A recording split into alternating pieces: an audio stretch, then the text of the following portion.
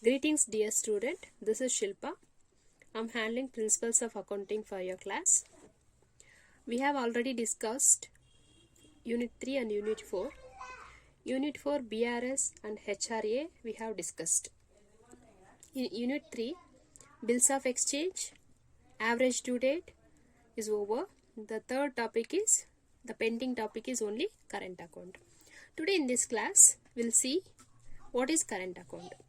Current account or account current defined as an account of transactions between two parties, the drawer and drawee, as you know, during a particular period. An account of transactions between two parties during a particular period in which interest is calculated at an agreed rate on each debit and credit item, and balance of interest is included on the debit and credit side of the account in the amount column. Directly we'll see this through practical problem. The following transactions took place between Ram and Krishna from 1/1/2009 to 30/6/2009. 2009, the first transaction on Jan 1st sold goods to Ram. Second, Jan 10th received Ram's acceptance at 2 months. February 15 received cash from Ram. March 2nd bought goods from Ram. March 3rd accepted Ram's bill at 1 month. April 11th paid cash to Ram. April 30th sold goods to Ram payable up to 31st May. May 11th bought goods from Ram. May 31st sold goods to Ram payable at 10th June. The last, June 15th, bought goods from Ram. This is a problem. Prepare the current account to be sent by Krishna on 30th June 2009. The rate of interest is 5%. This is the format for preparing account current. The heading should be Books of Krishna, Ram in account current with Krishna as on 30 June 2009. Debit side, credit side. The debit side column includes date, particulars, amount rupees, days, products. In the same way, credit side as well. Date, particulars, amount, days and product rupees. So months involved here: January, February, March, April, May and June. So for your better understanding, you write January how many days? 31 days. February 28 days. March 31 days. April 30. May 31. June 30. The first transaction, January 1st, sold goods to Ram, rupees 2200. What are the journal entries for this? Ram's account debtor to sales account. So write here Jan 1st to sales account. Amount 2240. So the first transaction is on Jan 1st, sold goods to Ram 2240. So what will be the journal entries for this? Ram's account debtor to sales account. So write the date on January 1st to sales account.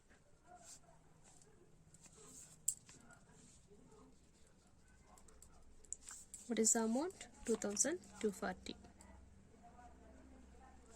Now calculate due date. No. So for calculating due date, from 31st January, since this is a new transaction, we are not going to count the first day of the transaction. In case this is brought down from the previous month, in that case only we'll calculate the first day. So since this is a new transaction, so we are not calculating this day, first day.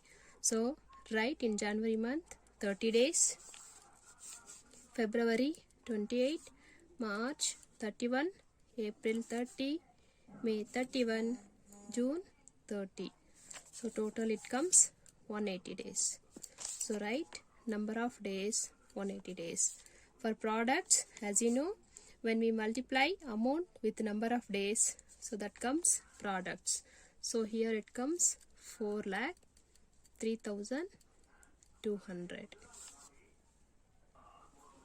Second transaction, that is happened on January 10. Received ROM's acceptance at 2 months. So this type of transactions we have seen in bills of exchange.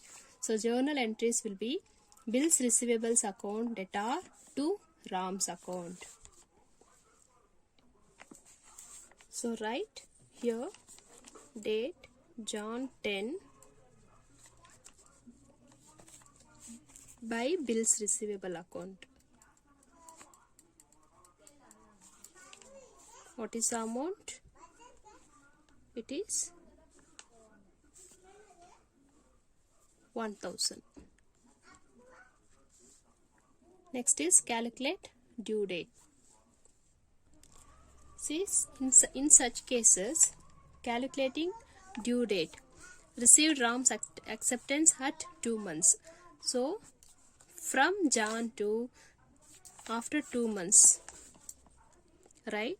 Jan 10th Jan 2009. How do you calculate due date? Add 3 days plus 2 months. So here it comes 13th March 2009. So you have to calculate from this date, that is 13th March 2009. So here you can write due on March 13 for your better understanding. So from 13th March 2009, January no count days, February don't count. From March after 13th to 31st, how many days? It comes 18 days. So for April full, May 31st, June 30. So it comes 109 days. Right here 109 days. So when we multiply this, it comes 1,09,000. The third transaction is February 15th. Received cash from RAM rupees 1,200. Journal entries for this: cash account debtor to RAM's account. So right here on the credit side, February 15th by cash account. So amount is 1,200. So in January don't count any days. In February, this is from 15th February. In 28, if you less 15, you get 13 days. So in March, as usual, 31, April 30, May 31, June 30.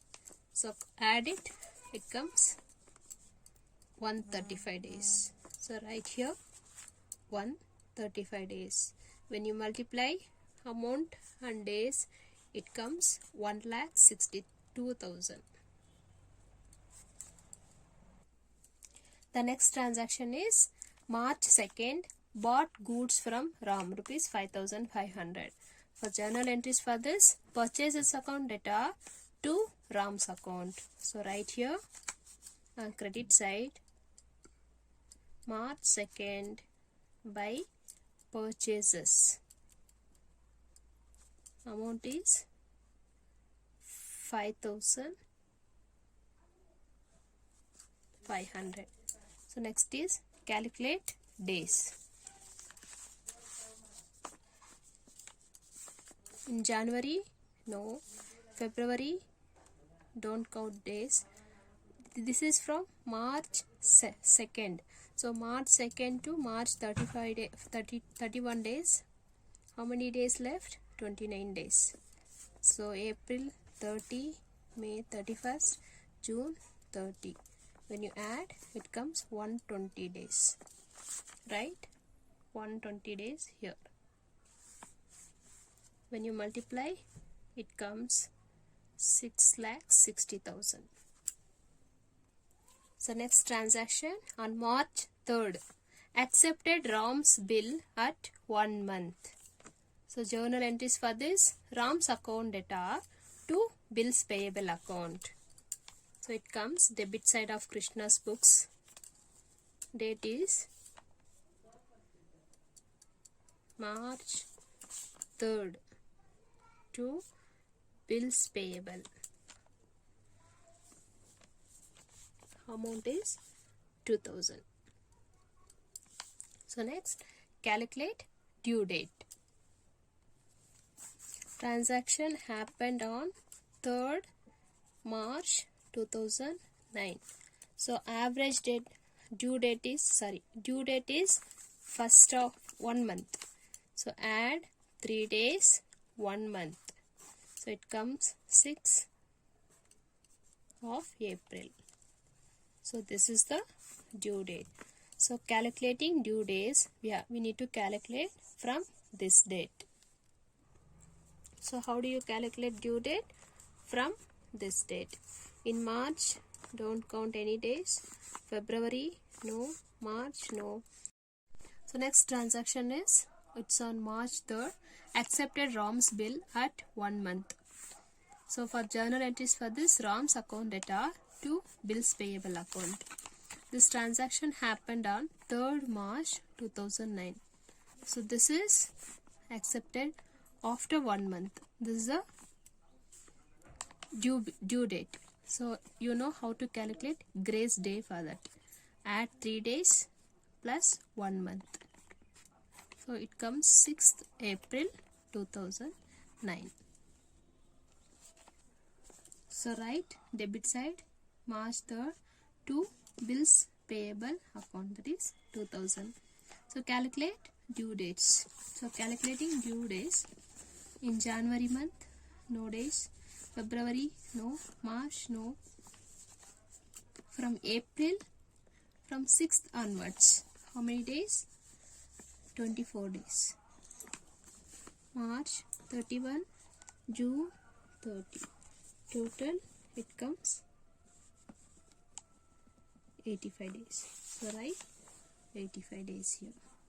When you multiply 2000 into 85, it comes 1,70,000. So for your understanding, you write bills due on April 6. The next transaction on April 11, paid cash to Ram rupees 2000. Journal entries for this: Ram account data to cash account. So write April 11th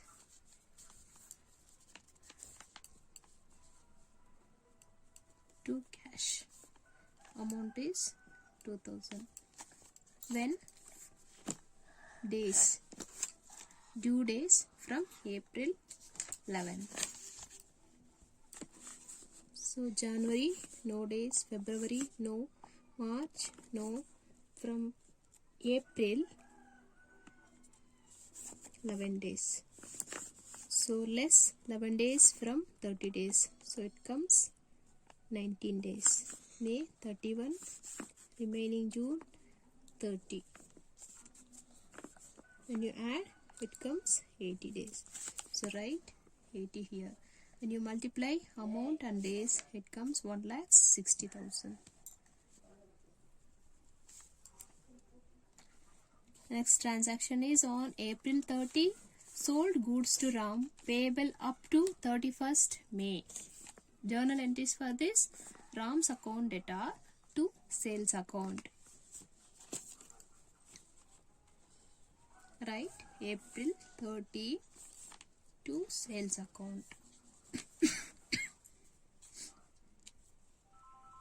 Amount is 2400. So calculate number of days. So in the transaction itself they have given this is payable up to 31st May. So if you have better understanding, you can write due on May 31st. Amount is 2400. So calculate days. So for this, don't count days in January, February, March, April. We have to calculate from March 31st. The day is over, so no need to calculate this day. The remaining in June 30 days. So here 30. So when you multiply 2400 with 30, it comes 72,000. Next one, May 31st, bought goods from Ram for rupees 1500. Journal entries for this, purchases account data to Ram's account. So write on credit side, May 11th, buy purchases. Amount is 1500. Calculate days for this. This we have to calculate from May 11th onwards. March no, April no, May 11th, remaining 20 days, in June 30 days. Total is 50 days. So write 50 days. When we multiply 1500 with 50, it comes 75,000. Next, May 31st, sold goods to Ram, payable up to 10th June. Journal entries for this, Ram's account data to sales account. So write this side, May 31st to sales account. This is due on June 10th.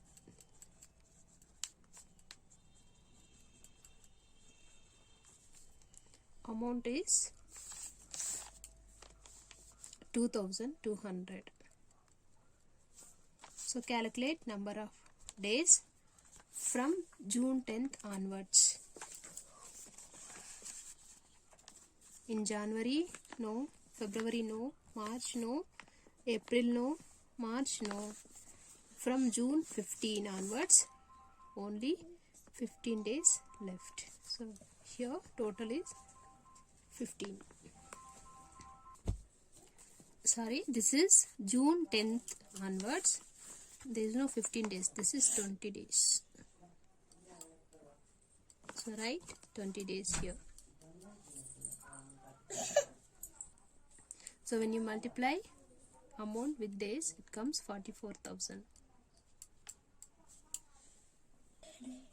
So last transaction, June 15, bought goods from Ram, rupees 3,000. Journal entries, purchases account data to Ram's account.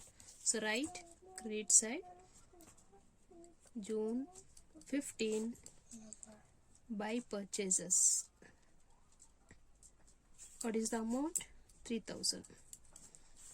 From when we need to calculate? From June 15 onwards. From June 15 onwards, how many days left? It is only 15.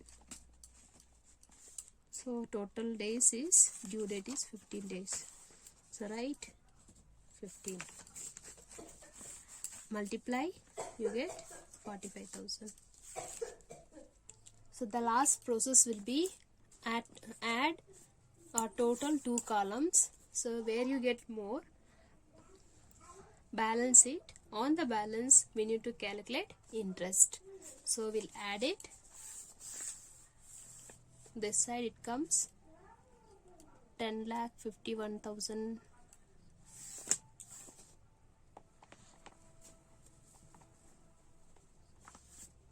This side is more, this side is less. So write at the month end,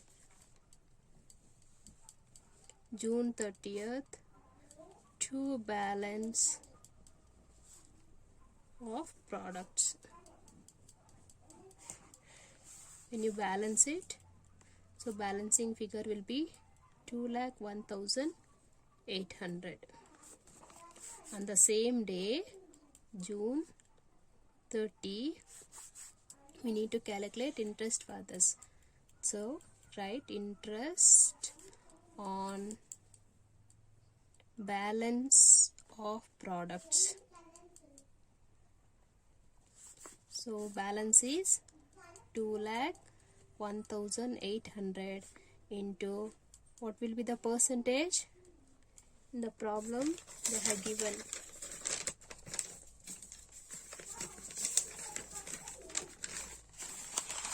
Here they are given the rate of interest is 5%. So 5%, for how many days you need to calculate? You need to calculate only for 1 day. So 1 divided by 365. You get 27,064. So add both the side of amount column, that is 12,227.64. So write this side also 12,227.64. So which side is more? Again this side will be more. Find the balance. Write date June 3rd. To balance carried down. This is balancing figure 1,387.64. So you know, once you have returned carried down in the last month, so brought down to next month, that is July 1st. Write by balance brought down. The amount is 1,387.64. So here ends your sum. Thank you. I hope you understand this concept on sum. If you are not understand, kindly message me or call me and ask for more doubts. Thank you.